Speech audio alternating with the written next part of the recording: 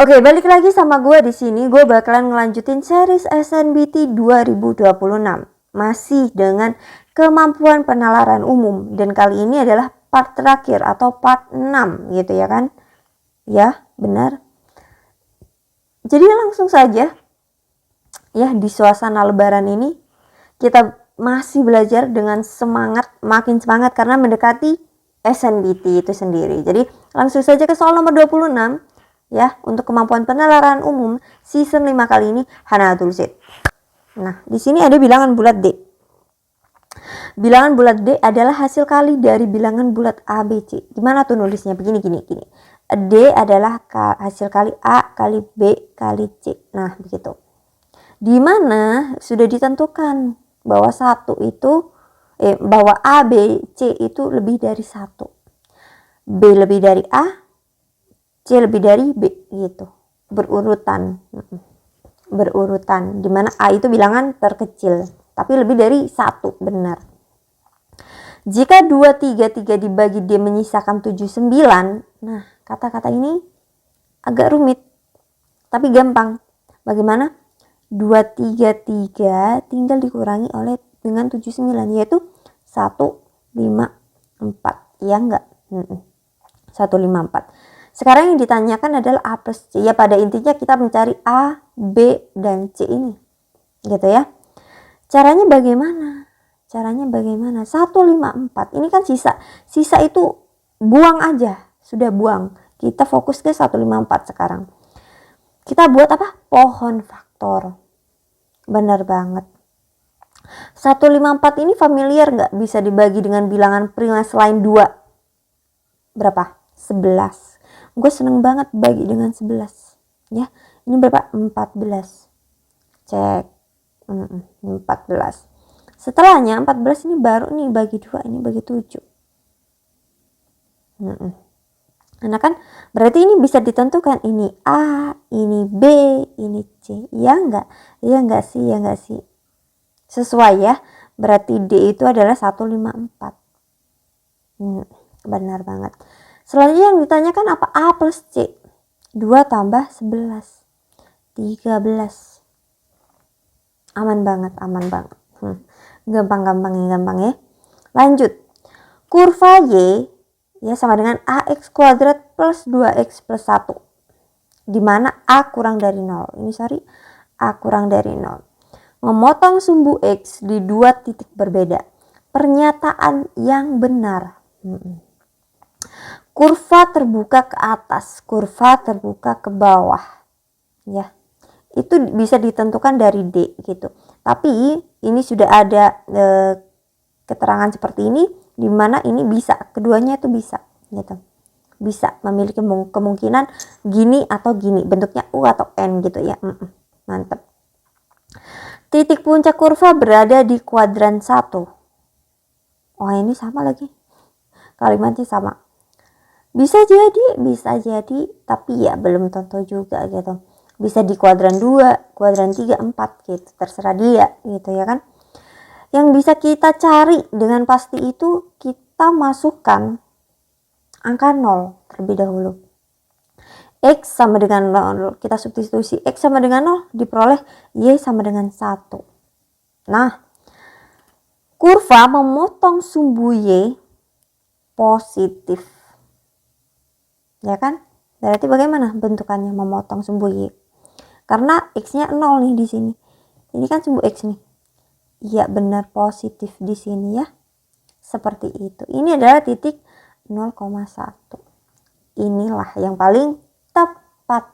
Benar banget. Ya, hafalin sifat-sifat tentang bentuk kurva atau fungsi kuadrat gitu ya kan.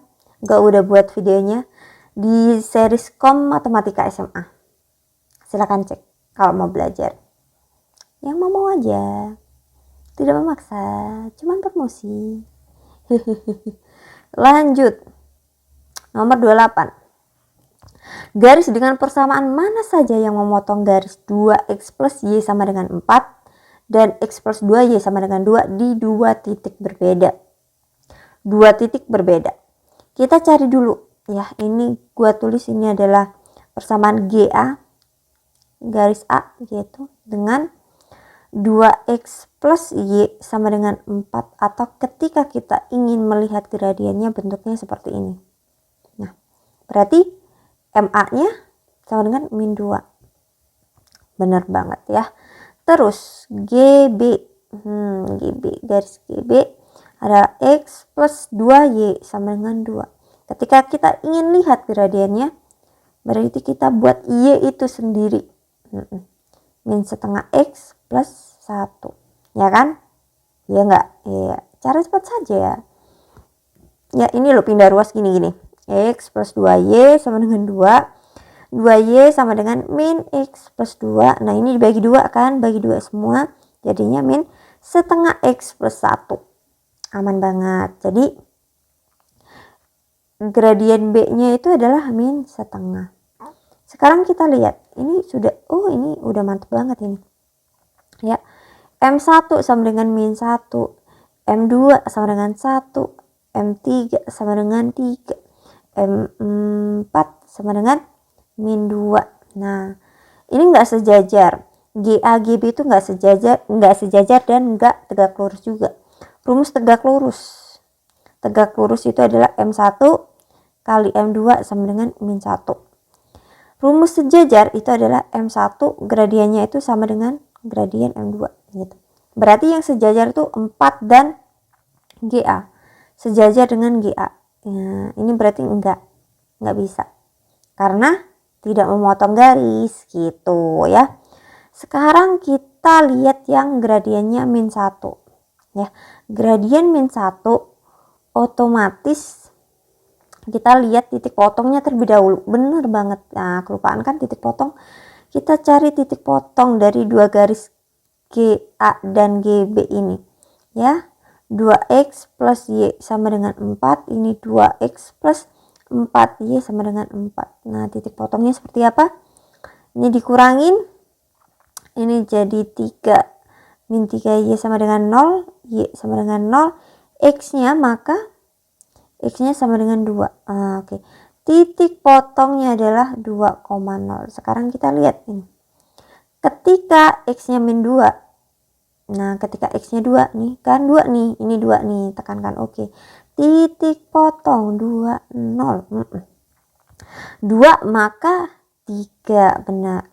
Yang ini ketika 2. Ini 0. Wah, ini nggak bisa. Titiknya sama. Harus berbeda titiknya. Ini nggak bisa. Yang ini 3x ini 6 min 1 5 ya, berarti 2 5. Nah ini nih yang bisa. Titik berbeda dengan x-nya sama yaitu 2. Bener banget. Jadi 1 dan 3 yang benar ya. Aman. Coba screenshot. Karena kepotong muka gue ya. Astaga nih screenshot. Nah, mantap. Sekarang nomor 29. Nomor 29 ini adalah hal yang baru dalam pola bilangan. Ini tuh statistika dan pola bilangan. Ya, gue tulis nih materinya. Statistika dan pola bilangan. Dari tadi kalian nyari kan di season 5 ini di KPU. Mana pola bilangannya? Ini. Yang pertama, kita baca rata-rata penjualan kebab dalam 13 hari adalah 50 buah. Jadi X bar 13 adalah 50. Pada hari ke-14 penjualannya 64. Nah, malah yang diketahui N14-nya yaitu 64. Yang ditanyakan rata-rata ke-15. Kita cari rata-rata ke-14. Caranya bagaimana?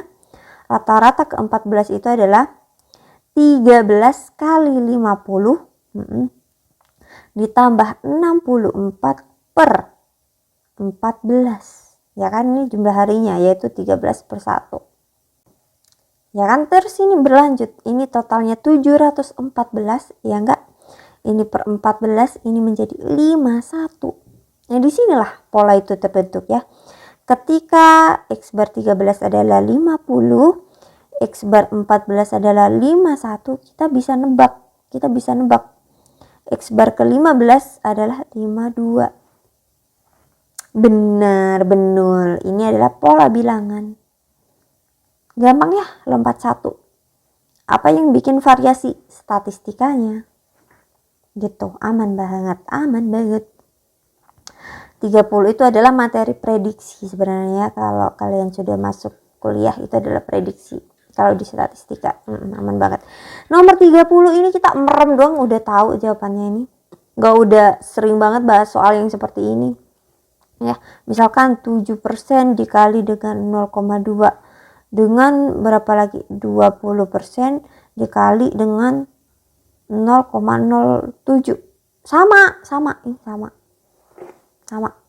nggak beda, tidak ada bedanya. Ini berarti sama. Ya kalian tinggal jangan sampai keliru aja gitu. 0,2 itu kan bisa 0,20, jatuhnya ini adalah 20% gitu kan. Terus 7% itu jatuhnya kan 0,07 gitu kan. Ya ini sama, melingkar, bulat kalau bahasa Jawanya gitu ya. Jadi aman banget.